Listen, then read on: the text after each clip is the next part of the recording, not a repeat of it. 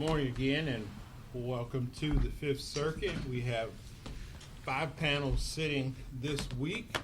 The other 4 are in New Orleans, and so we have the pleasure of being here at the Paul Hebert Law Center. And so Judges Duncan and Engelhardt are really pleased and privileged to be here. Our court, perhaps a little more than some circuits, does sit at law schools periodically, and so we don't do it regularly, but I think last month we had a panel to sit at South Texas, and I know we've sat at Lubbock and we sit at SMU and so forth, so part of our regimen has been that. So we appreciate it. We have a full array of arguments for this morning. We have 5 cases. We may, somewhere between the 3rd and the 4th case, take a short recess, but otherwise we'll go through the docket. The first case up is number 23-20171, Disability Rights versus Roy Hollis. Mr. Nobles.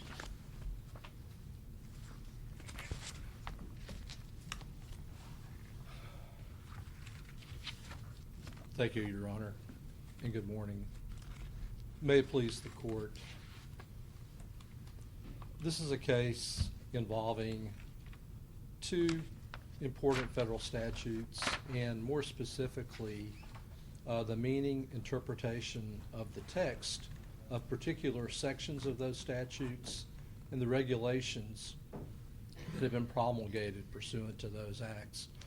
One of them is 42 U.S.C., the P&A Acts, we call them. Those are acts that advocate for the interest and rights of people in psychiatric and mental illness settings.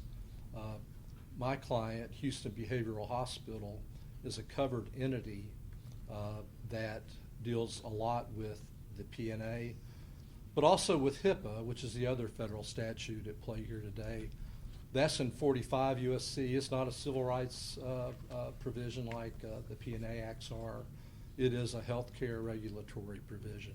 And there's a very specific term in HIPAA, required by law, that's found in 42 U.S.C. 1805 and 42 CFR 51.41.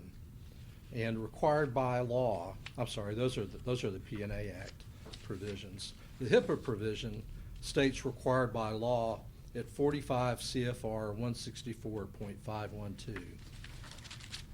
And required by law has a specific textual meaning under HIPAA, and that is that HIPAA regulates covered entities like my client, Houston Behavioral, and requires it to protect protected health information, which we call PHI. So my client can't release PHI unless it's allowed to under that required by law, which allows disclosure. So required by law comes from HIPAA.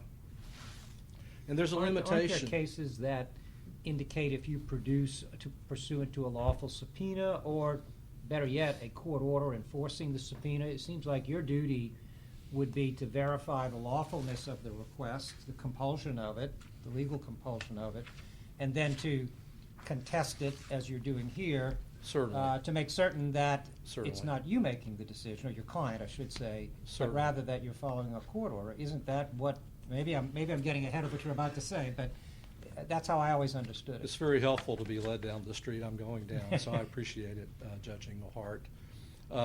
It certainly encompasses court orders and subpoenas, lawful processes.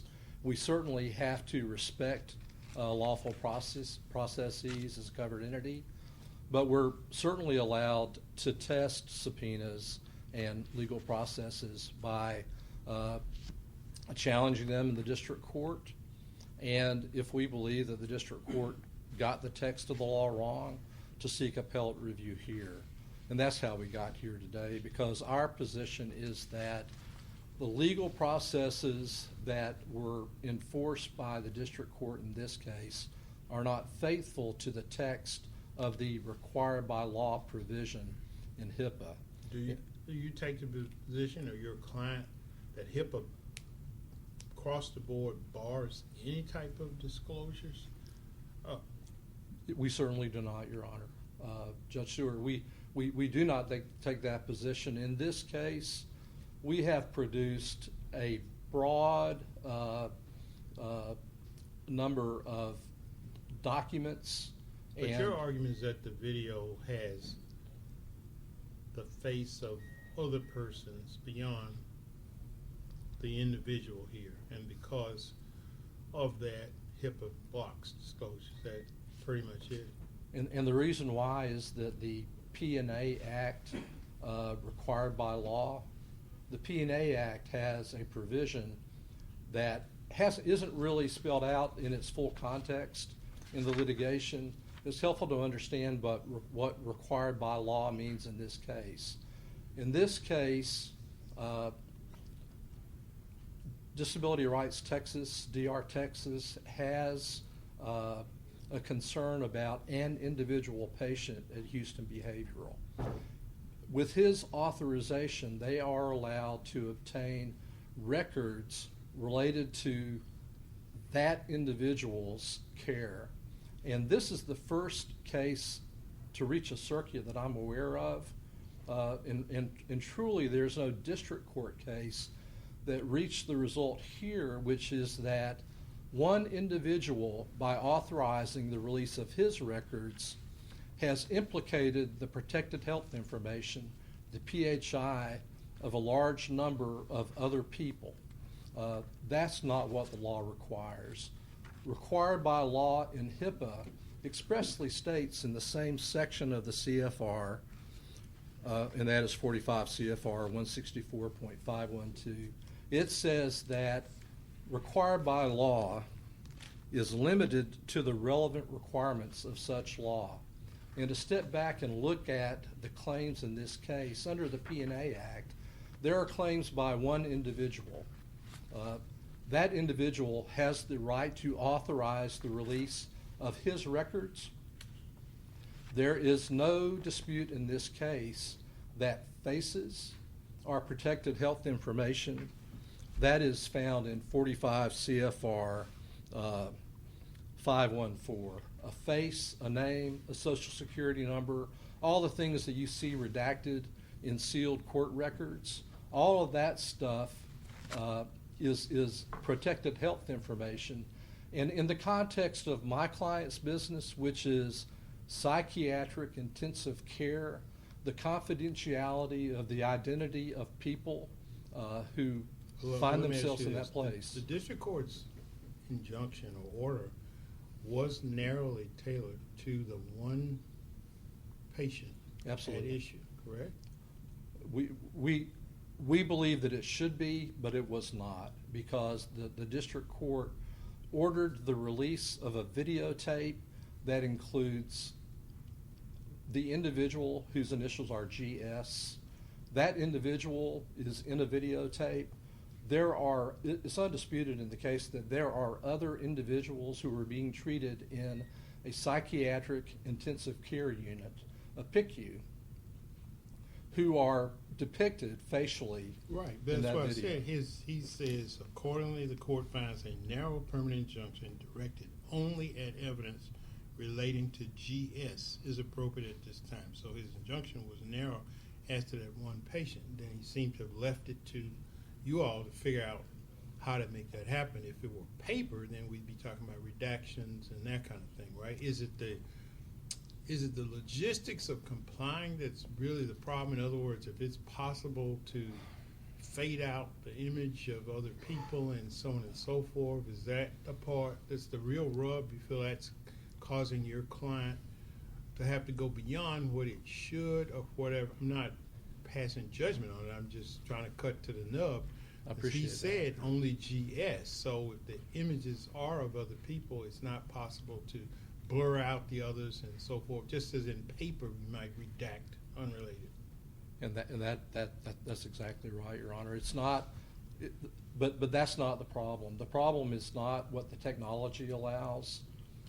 I have relatives in tech fields. I'm not one. But in this case, throughout, DR Texas has sought what they call unredacted video recordings. They have never sought to allow us to deal with the problem caused by what is a new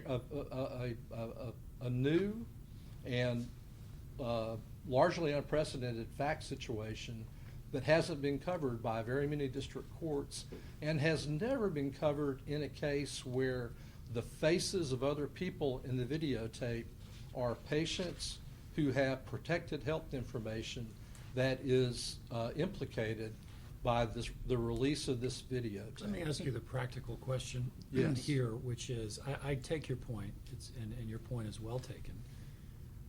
But when the video is released to Disability Rights Texas, under the federal law that they are claiming a right to that video, aren't they required to keep all of this confidential? Meaning, the third parties that you're rightfully concerned about, doesn't the law require them to keep those confidential, those images?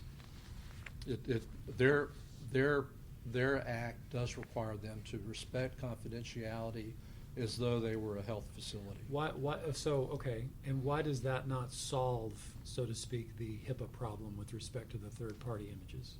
I think the best answer to that, it is extra textual. It is not a textual allowance under the PHA, the PNA, or HIPAA. Well, when the law, I'm going to get the acronym wrong, I'm bad, PAIMI, that law, doesn't it grant organizations, quote, access to all records of any individual who is a client of the system? So these records, I mean, they are records of the individual in question, right? I get that they also have third-party images. They do. But isn't that a textual mandate with respect to this record? There are very few cases that even address the issue of videotape in this context, and there are no cases other than one before this court today. I guess I was just focused on the language of the statute. Sure. The language of the statute is limited to individual records of that individual. Well, I guess my question is slightly different. It says access to all records of any individual who is a client. Doesn't that encompass the videos here? That certainly would encompass the videos here. There is a provision in HIPAA, the de-identification provision in the CFR at 45 CFR 164.514, which requires that any protected health information contained in that videotape or any other record, that information be de-identified.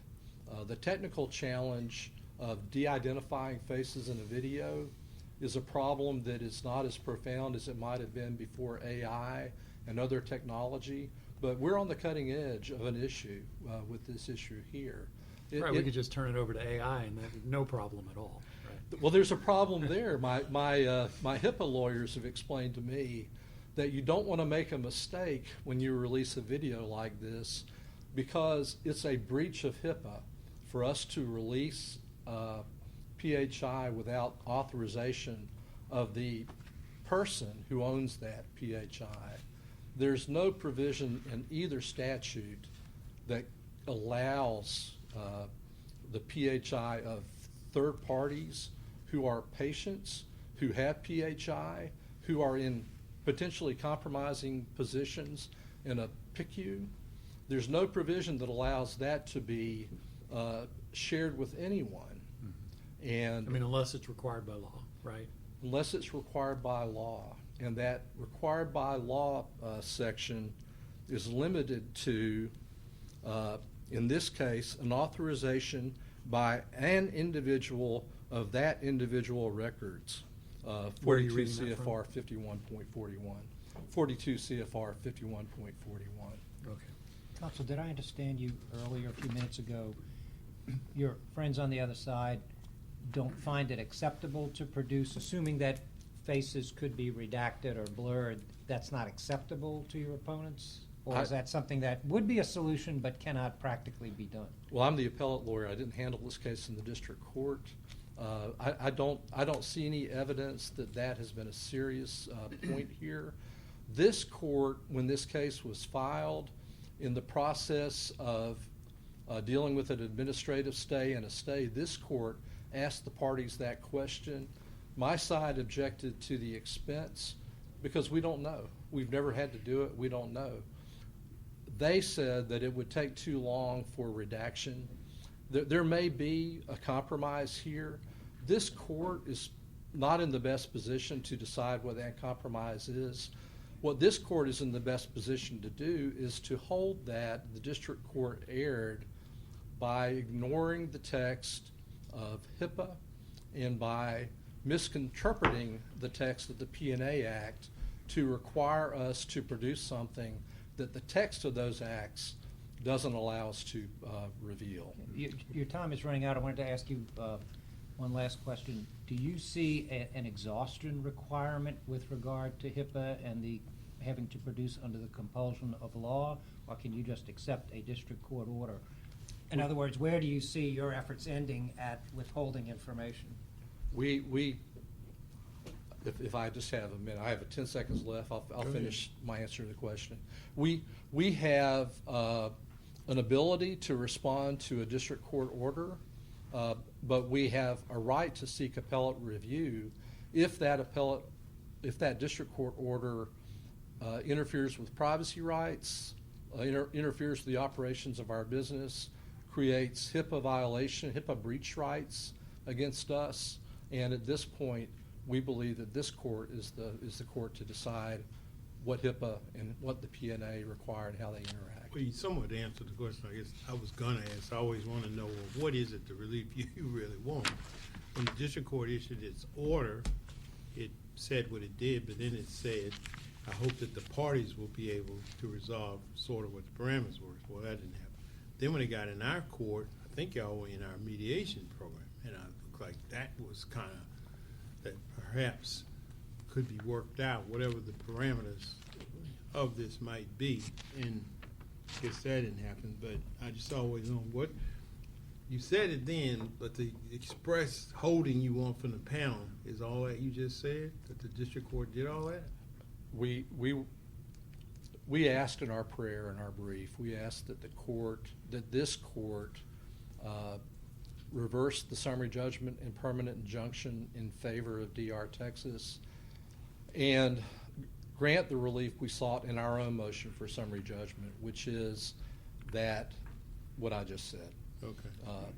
But this court has the discretion to do what it wants to, obviously. Not quite.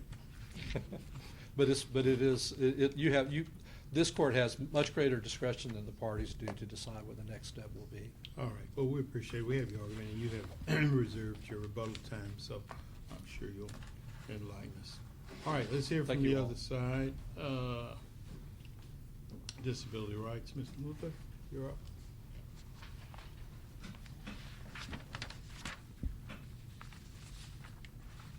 Good morning. Courtney Luther for Plaintiff Appellee Disability Rights Texas. May it please the court. This case is about statutory construction of two federal statutes, but opposing counsel grossly misreads what the P&A Acts require. Opposing counsel talked earlier about the all records of any individual provision. That's the provision in the P&A Acts that allow DRTX and P&As to access records. Yeah, I thought I read the text of that one, but Right. I wouldn't rely on what I said. The statute itself entitles DRTX to, quote, all records of any individual, end quote, when under three circumstances, two of which are relevant in this case, where the P&A has the consent of the victim, or when there is probable cause to believe the victim has been subject to abuse and neglect. While only one of those is necessary, we do have both in this case, because we do have the consent of GS and probable cause to believe there was abuse and neglect. And so once that requirement is met, that entitles DRTX to access all records of that individual victim. And there have actually been many cases, including two circuit court cases, Houston by now Supreme Court Justice Alito, that specifically determined what the plain language of all records of any individual means. And Justice Alito held that of any individual means any records related to that individual. They don't have to be records exclusive to that individual, but encompass all records related to that victim and relevant to the investigation. In that case, the court was, the records at issue were peer review records, which by their nature contain third-party information. And the court in that holding determined that P&As, under the plain language of the statutes, were entitled to peer review records, unredacted peer review records. Do you recall in that case, which I've got a snippet from it here, but I haven't read the entire case, was there any argument about redactions in those cases? You know, if there's information about other parties, then it should be redacted or anything like that? I don't believe that redaction was specifically discussed in that case. There is a district court case, Freudenthal, that issue actually comes into play. In that case, a Wyoming P&A was asking a state hospital to routinely turn over all incident reports to the P&A, and without any probable cause as to anyone or consent from any individual. And in that case, the court held that the P&As were entitled to redacted incident reports, but upon receipt and reviewing those incident reports, if they determined there was probable cause as to a specific individual or event, they were then entitled to the unredacted versions. And so while redaction isn't included in the plain language, it essentially is in other terms, because all records of that individual means related to that individual. And multiple courts have determined that. Do you believe that DR Texas is independently governed by HIPAA, covered by HIPAA's confidentiality requirements? So we believe that there is no issue between HIPAA and the P&A-X. The required by law exception under HIPAA, while only court orders were discussed earlier, it includes specifically mandates contained in law that compels entities to make use or disclosure of PHI, that includes statutes that require production of the information. P&A-X here require... What I'm asking about specifically, I believe Judge Duncan asked your opponent about some language in the federal law that creates your client, that your client has been created pursuant to a federal law. It has a confidentiality obligation. Yes. Do you also believe that HIPAA applies to information possessed by DR Texas? It does. There, again, is no conflict. We have a statutory duty of confidentiality that requires us to hold any records that we receive to the same level of confidentiality as the original record holder, which sometimes means that we're unable to even release our clients' own records to themselves. If it's possible to do so, would it be acceptable? Seems like, at least on cases that have been in the mainstream, the old blue dot or the unfocused image, would that be acceptable if a video record was produced to you that had been redacted in that fashion, or is that unacceptable? In our opinion, Your Honor, that would be unacceptable, because not only do the plain language of the P&A-X not require it, but it would simply be unworkable, and it would inhibit DRTX's ability to enforce its mandate, which is to investigate abuse and neglect. Their redaction would mean that we are unable to identify potential witnesses who maybe saw something that the video doesn't portray. The video here is silent, so maybe there were things said. You just don't know. Those witnesses may have really important information. Well, this may be neither here nor there, may be entirely unworkable, but would it be acceptable to be able to view the videos unredacted while they're in the possession of your opponent? In other words, they don't physically produce them to you or transmit them to you, but they permit them to be viewed. Would that be acceptable? Again, we believe that it would not be acceptable, because these facilities, particularly, Texas is a big state, and there are numerous hospitals all over the state. And while we do have employees throughout the state as well, we don't always have the ability to drop everything and go out to these facilities to view records whenever the need arises. And again, the acts allow disclosure of those records, copies of those records to us. Well, I guess I was trying to fine tune what disclosure might mean in terms of helping your client pursue its function, its stated mission, vis-a-vis the concerns that someone in the position of the appellant in this case would have.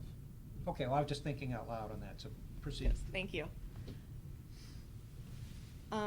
There were some questions as to, I think, confusion about what the district court order actually ordered. So in the lower court, we were asking for a permanent injunction for GS, but also a broader injunction for other cases in the future.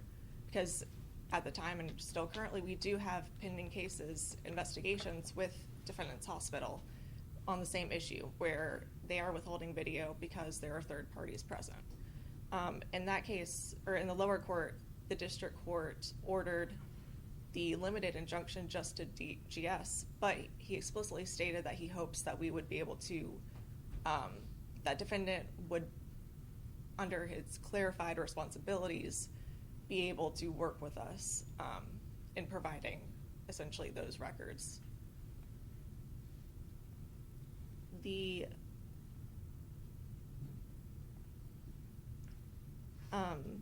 opposing counsel talked about de-identification as a possibility, but again, de-identifications only works if there is no exception. And here, the P&A Acts clearly allow disclosure or require disclosure of records related to an individual as long as we have the consent of that individual, even if they have third-party information. Therefore, it falls under HIPAA's required by law exception. So there's no conflict, and the statutes can be read harmoniously together.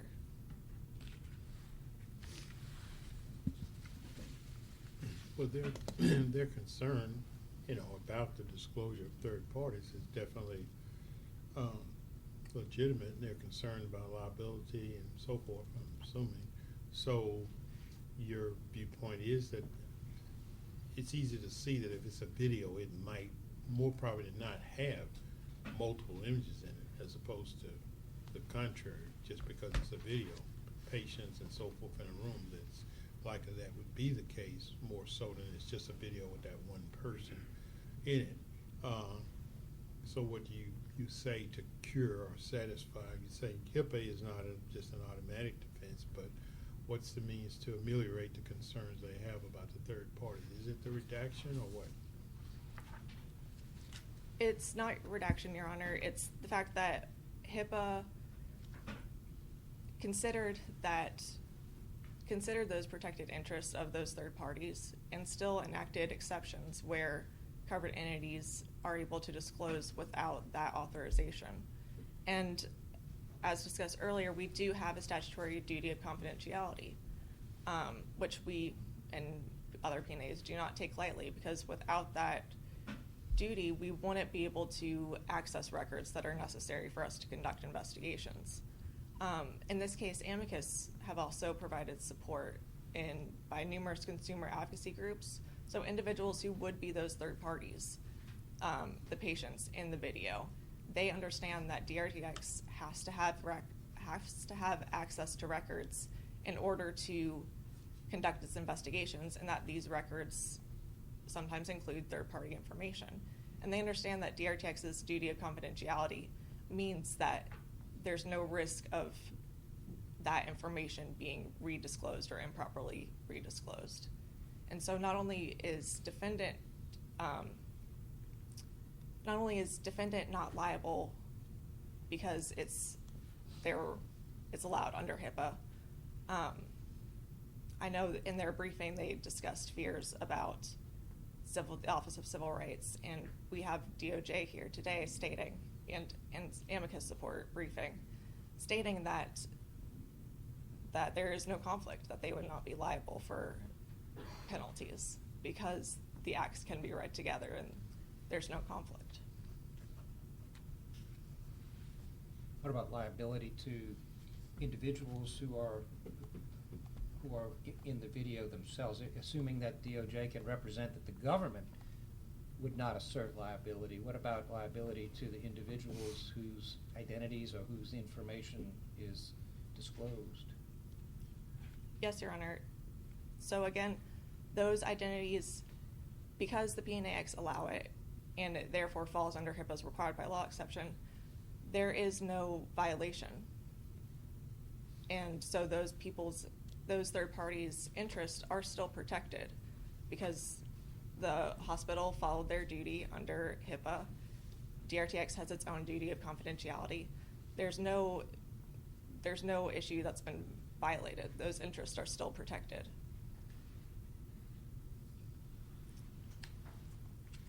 If Your Honors have no more questions, I appreciate your time. Thank you very much. All right.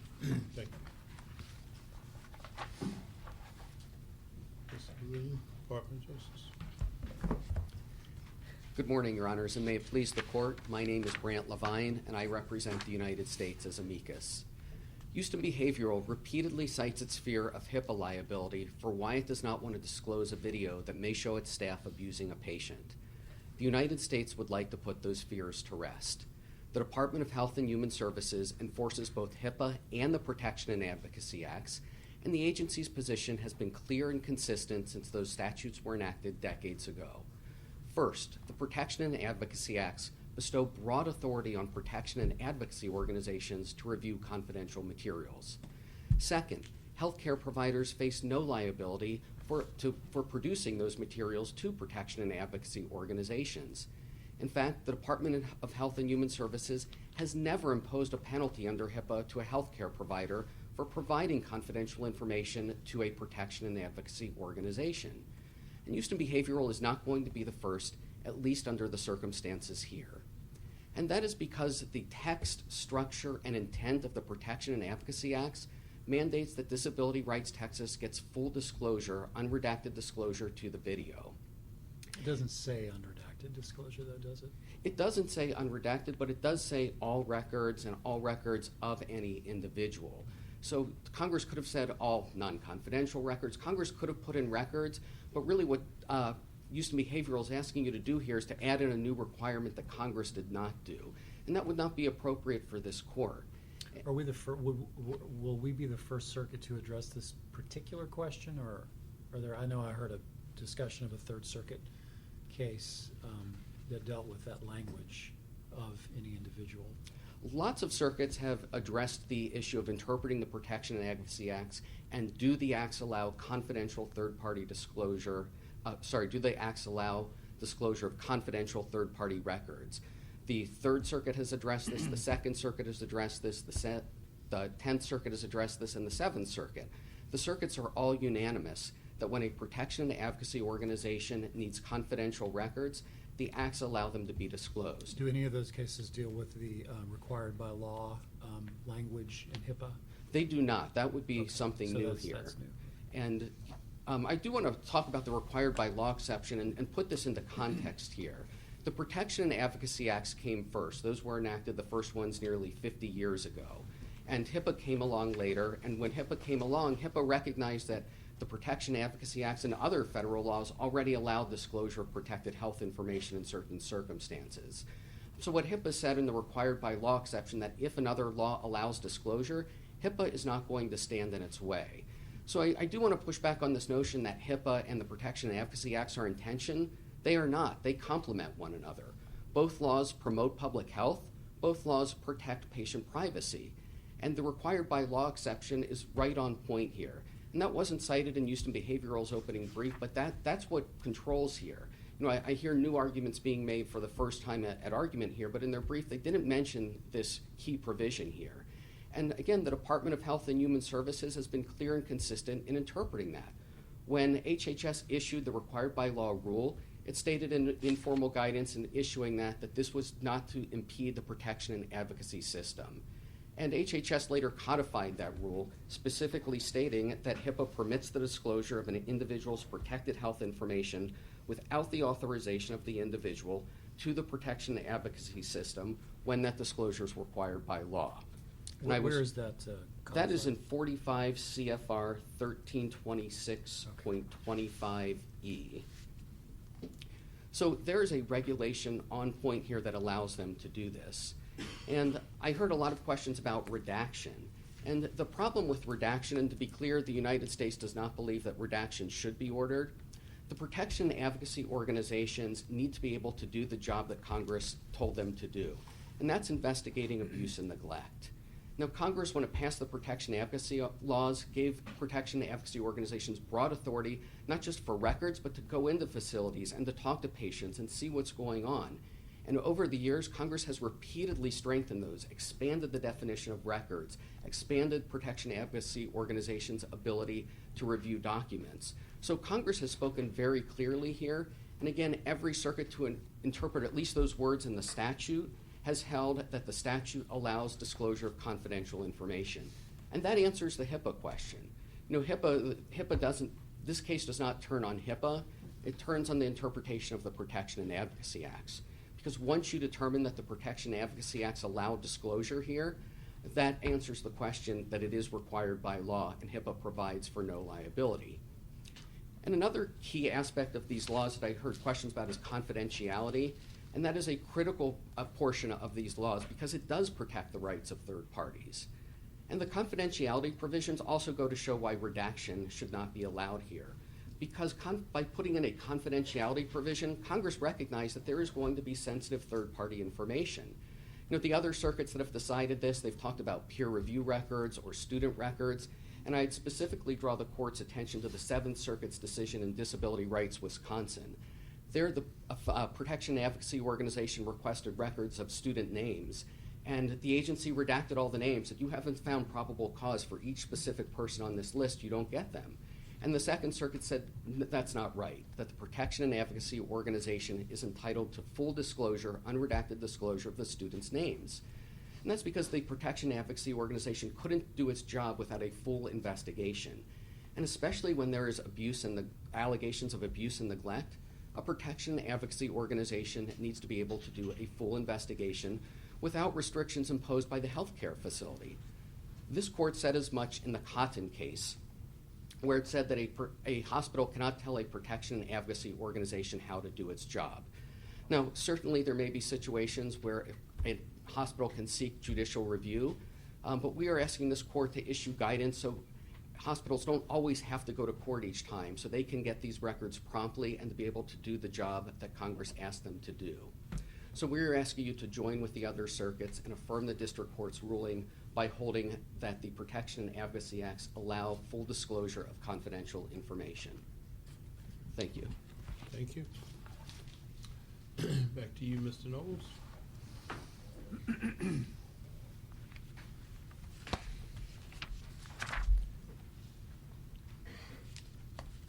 I would like to just respond to a few of the points that were covered. HIPAA applies to providers and payers of healthcare services. It doesn't cover DR Texas. Their confidentiality requirements are not covered by HIPAA.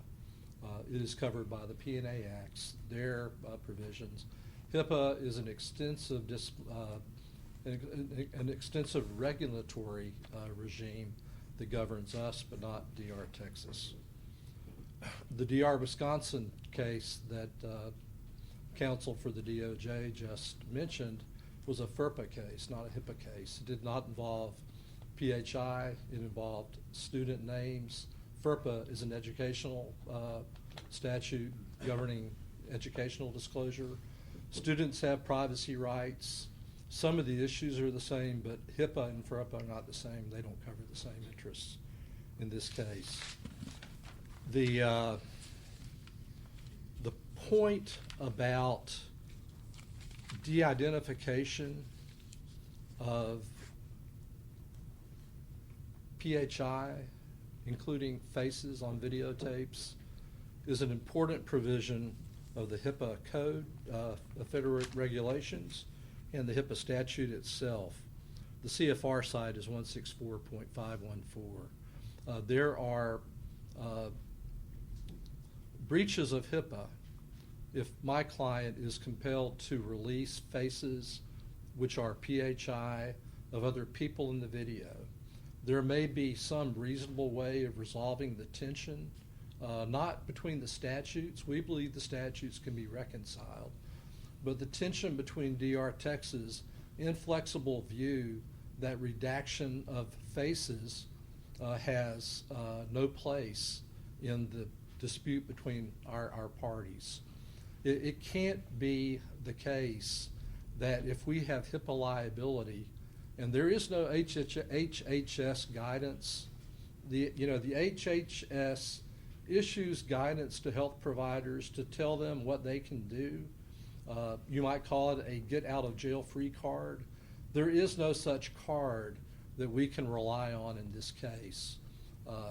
We certainly appreciate this DOJ saying that we are not thinking that it's a violation, but this DOJ is not the DOJ forever.